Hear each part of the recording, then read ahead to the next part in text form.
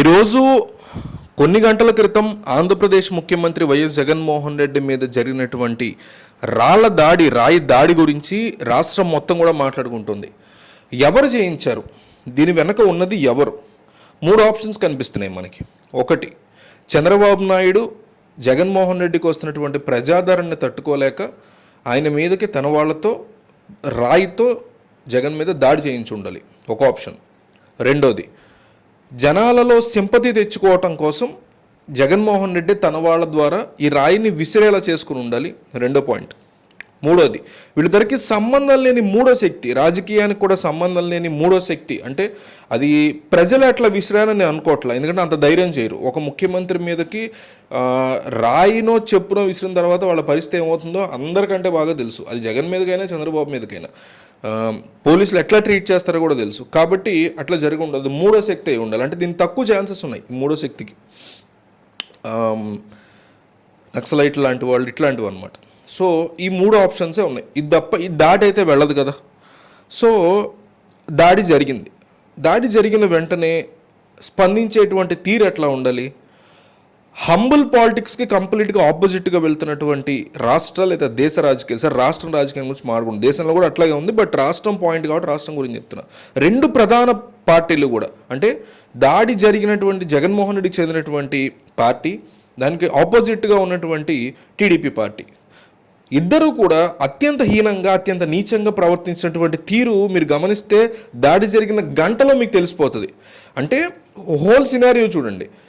YCP పార్టీకి సంబంధించిన official handles, టీడీపీకి సంబంధించిన అఫీషియల్ హ్యాండిల్స్ ఇద్దరూ కూడా జగన్మోహన్ రెడ్డి చేసినటువంటి దాడిని ఇమ్మీడియట్గా రాజకీయంగా మార్చడానికి ప్రయత్నాలు చేశారు.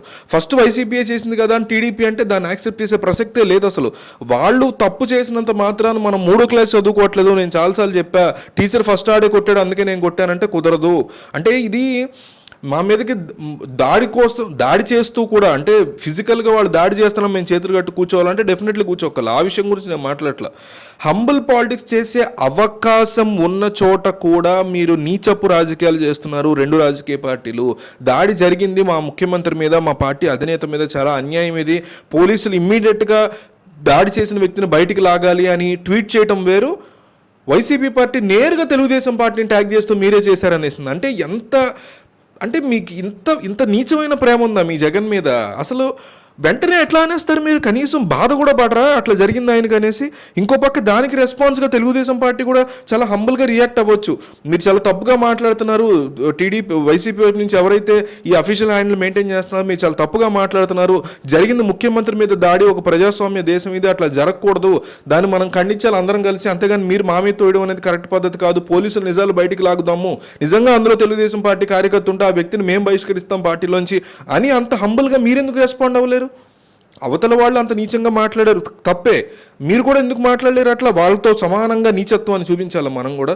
నేను 2 డిఫరెంట్ పాయింట్స్ చెప్తున్నా ఇక్కడ. ఒకటి, వాళ్ళు మీ మీదకి కత్తులతో రాళ్లతో దాడి చేయడానికి వచ్చినప్పుడు, ఉదాహరణకి తెలుగుదేశం పార్టీ మీద ఎట్లాగే దాడులు చేయడానికి వచ్చారు వైసీపీ వాళ్ళు ఒకప్పుడు, దాన్ని కూడా ముఖ్యమంత్రి సపోర్ట్ చేశారు, అది ఇంకా నీచం. సరే, అది వేరే పాయింట్. అట్లా దాడికి వచ్చినప్పుడు మీరు చేతులు కట్టు కూర్చోండి, పోలీసులకు ఫోన్ చేయండి, మీరు వాళ్ళని ఏం అనకండి, ఇట్లా నేను ఎక్కడ చెప్పట్లా. హంబుల్ పాలిటిక్స్ని చేస్తూ ప్రజలకి ఒక నీట్ పాలిటిక్స్ని చూపించడానికి అవకాశం ఉన్నప్పుడు కూడా మీరు ఇట్లా ప్రవర్తించినప్పుడు దాన్ని డెఫినెట్లీ వాళ్ళు అనుకున్నట్టుగానే వెళ్తుంది. ఇప్పుడు వైసీపీ అట్లా అంది, టీడీపీ హంబుల్గా రియాక్ట్ అయింది. ప్రజలు కూడా రెండిటి యొక్క థింగ్ చూసి అనుకునేవాడు వీళ్ళు డ్రామా ఆడుతున్నారు కానీ నిజంగా వీళ్ళే చేశారు అనుకునేవాడిని ఆయన మార్చలేం. కానీ మీరు నెగిటివ్లో జగన్ని ట్రోల్ చేసే విధానం కానీ, దాడికి ముందు ఫోటోకి ముందు ఇట్లా ఫోటోలు పెట్టడం చేసేటువంటి విధానం ఏదైతే ఉందో ఇది డెఫినెట్లీ మీరు చేసినట్టుగానే కనిపిస్తుంది. ఇక్కడ 2 పార్టీల యొక్క తప్పు చాలా దారుణంగా ఉంది. సరే, ఎందుకు ఇట్లాంటి రాజకీయాలు ఆంధ్రప్రదేశ్లోకి వీళ్ళు తీసుకొచ్చారు? ముఖ్యంగా కోడికత్తి కేసు జరిగినటువంటి తర్వాత జరిగిన పరిణామాల విషయంలో మీరు అబ్జర్వ్ చేస్తే ఆంధ్రప్రదేశ్లో సింపతి పాలిటిక్స్ అనేవి వర్కౌట్ చేయించుకోవడం కోసం జగన్మోహన్ రెడ్డి ప్రయత్నాలు చేసేవారని కనిపిస్తుంది మనకి డెఫినెట్లీ. అంతకు ముందు అలిపిరి ఘటనను కూడా మీరు తీసుకుంటే అప్పుడు కూడా చంద్రబాబు నాయుడు దాన్ని సింపతి కోసం వాడుకున్నారనేది డెఫినెట్లీ జరిగింది. అప్పుడు అది జరిగింది, ఇప్పుడు ఇది జరిగింది. ఎవరు చేయించారని నేను మాట్లాడట్లా, సంఘటనలు 2 జరిగితే వాటిని సింపతి కోసం వీరు వాడుకున్నారు వీళ్ళిద్దరు అనేసి చెప్తున్నా చాలా స్ట్రాంగ్గా. సో ఇట్లా జరిగిన తర్వాత ప్రజలు మిమ్మల్ని ఎట్లా చూస్తారు? చూస్తారు? చంద్రబాబు నాయుడు సింపతిని వాడుకున్నారు, జగన్ సింపతిని వాడుకున్నారు, ఎవరు చేశారనేది పక్కన పెడితే డెఫినెట్లీ మీరు సింపతి కోసం ఇట్లా చేయించుకుంటున్నారు అనేసి జనాల మైండ్లో పడిపోయింది, కార్యకర్తల మైండ్లో పడిపోయింది. డెఫినెట్లీ ప్రజలు కూడా అట్లాగే అనుకుంటారు. దాన్ని రూపుమాపాలి కదా. దాన్ని అట్లాంటి పరిస్థితుల్లో కూడా ఇప్పుడు రేపొద్దున లోకల్గా ఉన్నటువంటి టీడీపీ లేదా వైసీపీకి సంబంధించినటువంటి ఒక కార్యకర్తకే దెబ్బ తగిలిందండి. అప్పుడు కూడా జనం అట్లాగే ఆలోచిస్తారు. ఆ లోకల్లో ఉన్న జనం మొన్న వీడి నాయకుడికి దెబ్బలు తగిలాయి, అవతలోళ్ళు చేశారు, ఇక్కడ అవతలోడు చేశాడు అని అన్న ఆలోచిస్తారు. వాడి వైపు వాళ్ళైతే, లేదు వాడికి అగెనిస్ట్ వాళ్ళైతే మీరు ఇట్లా దెబ్బలు తగిలాయి వాడే తగిలించుకుని ఉంటాడు సింపతి కోసం అని ఆలోచిస్తారు. అంటే మీ రాష్ట్ర స్థాయిలో లేదా దేశ స్థాయిలో జరిగేటువంటి నాయకుల మధ్య జరిగేటువంటి థింగ్స్ అన్నీ కూడా మమ్మల్ని ప్రభావితం చేస్తున్నాయి, మా జీవితాల్ని.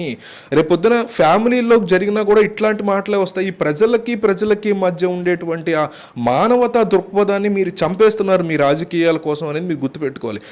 ఇంకొక ఇంపార్టెంట్ పాయింట్ ఏంటంటే అలిపిరి ఘటనప్పుడు నేను చాలా చిన్నవాడిని, అప్పుడు జరిగినటువంటి ఘటనలు, దాని మీద ఎట్లాంటి ఇన్వెస్టిగేషన్ జరిగింది, దానికి చంద్రబాబు ఎట్లా రియాక్ట్ అయ్యారు అనేది దాని గురించి నాకు తెలియదు. కానీ అప్పుడు నక్సలైట్లు కూడా దొరికినట్టున్నారు. కానీ జగన్మోహన్ రెడ్డికి సంబంధించినటువంటి కోడికత్తి కేసులో మాత్రం కంప్లీట్గా జగన్మోహన్ రెడ్డి ప్రజలకి సింపతి కోసమే చేశారనే ఫీలర్స్ని డెఫినెట్లీ కల్పించారు. ఎన్ఐఏకి సమాధానం చెప్పకుండా, ఎన్ఐఏకి సంబంధించినటువంటి కోర్టు కూడా ఆయన హాజరవ్వకుండా సాక్షిగా నీకు జరిగినటువంటి నువ్వు బాధితుడివి, నాకు ఇట్లా బాధితుడిని నేనే అని కోర్టుకు వెళ్ళి ఇదిగో బలానా శ్రీనివాసే పొడిచాడు అనే విషయాన్ని చెప్పడానికి కూడా ఈయన ఇన్నాళ్ళు కోర్టుకు వెళ్ళకపోవడం ప్రజల్లో అట్లాంటి ఫీలింగ్స్ వేస్తుంది. అపోజిషన్ మిమ్మల్ని క్రిటిసైజ్ చేస్తుంది, సింపతి కోసం చేశారు అంటే మీరు ఇట్లాంటి చేసినప్పుడు అట్లాగే అనేటువంటి అవకాశాన్ని వాళ్ళు ఇస్తున్నారు, మీరే ఇస్తున్నారు వాళ్ళకి అనేది కూడా గుర్తుపెట్టుకోవాలి. అనేక పాయింట్స్ని క్రోడీకరించుకుని మనం మాట్లాడాలి.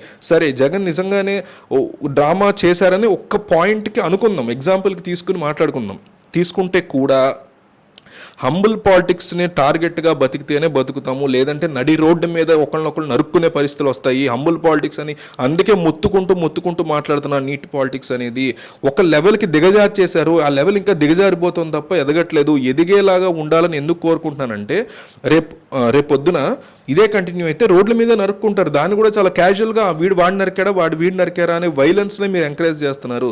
సరే ఇందా చెప్తున్న పాయింట్ ఏంటంటే జగన్మోహన్ రెడ్డి మీద నిజంగానే డ్రామా ఆయన చేసుకున్నారు అన్నా కూడా, నిజంగా మీకు అట్లా నిజమే అయినా కూడా రియాక్ట్ అయ్యే పద్ధతి చచ్చినట్టు అంబులుగానే ఉండాల్సిందే. అసలు ఛాన్సే లేదు దాంట్లో. ఎవరైనా సరే, అది టీడీపీ కార్యకర్తలు కావచ్చు, వైసీపీ కార్యకర్తలు కావచ్చు, TDP party official spokes persons కావచ్చు, మనలాంటి సామాన్యులు కావచ్చు, ఎవరైనా సరే హంబుల్గానే రియాక్ట్ అవ్వాలి. దాని పట్ల మానవత దృక్పథంతోనే మాట్లాడాలి, ప్రజాస్వామ్య విలువలతోనే మాట్లాడాలి. ఎందుకు అట్లా మాట్లాడాలి అంటే ఇందాక చెప్పినట్టు రోడ్ల మీద నరుక్కుంటాం.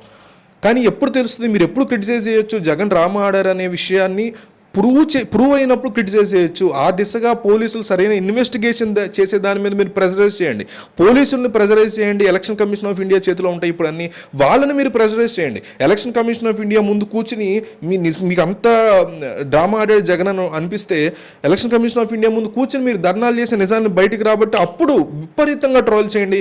జగన్మోహన్ రెడ్డి తప్పు చేశారనే విషయాన్ని ప్రూవ్ చేసేలాగా చేసినటువంటి బాధ్యత కూడా ప్రతిపక్షాల మీదే ఉంటుంది. అవతల వాడు తప్పు చేస్తున్నాడు, నీచంగా ప్రవర్తిస్తున్నాడని మనం కూడా ప్రవర్తిస్తే వాడికి మనకి తేడా లేదని అనుకుంటారు ప్రజలు.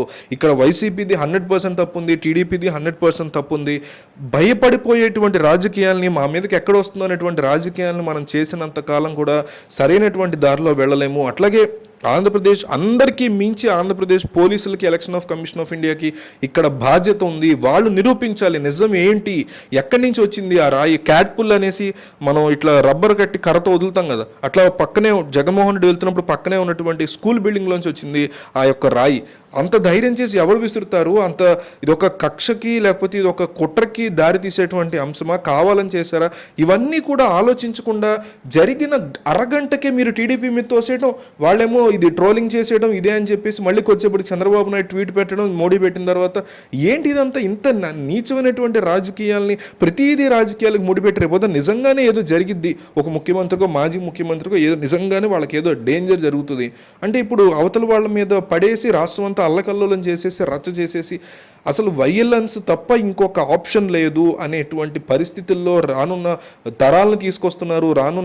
ఇవన్నీ టీవీలో చూస్తున్నటువంటి పిల్లలు ఇది సహజమేనేమో, ఇట్లా జరుగుతుందేమో, సినిమాలో చూపిస్తున్నట్టే బయట కూడా సహజం అనేటువంటి ఫీలింగ్స్ని వాళ్ళకి ఇస్తున్నాం. మనం చాలా గుర్తుపెట్టుకోవాలి. ప్రతి రాజకీయ పార్టీ కూడా దీన్ని ఇద్దరు చేసినటువంటి దాన్ని తీవ్రంగా ఖండిస్తున్నాను నేనైతే. రెండు పార్టీలు బిహేవ్ చేసిన తీరుని చాలా తీవ్రంగా ఖండిస్తున్నాను నేనైతే.